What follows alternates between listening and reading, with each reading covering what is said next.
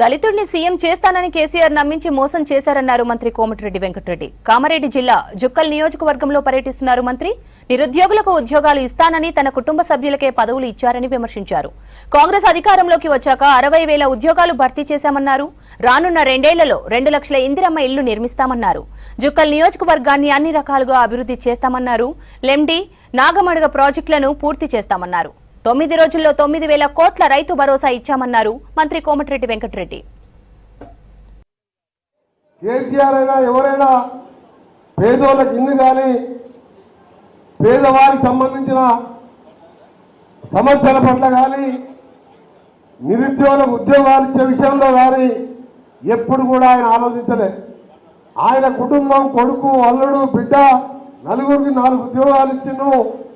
ఒక్కసారి అలా బిడ్డ పొరపాటుకి గెలిచి రెండోసారి ఓడిపోతే వెంటనే ఎమ్మెల్సీగా చేసింది తప్ప ఖాళీలున్న నిరుద్యోగ ఉద్యోగాలు నింపలే.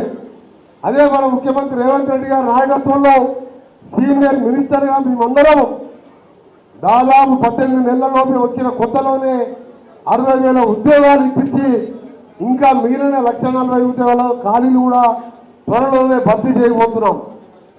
మీ అందరికీ కూడా మీ చేసే పథకాలు తెలుసు. మన చెప్పని అది ఉచిత బస్సు కానివ్వండి, 200 యూనిట్ల కరెంటు కానివ్వండి.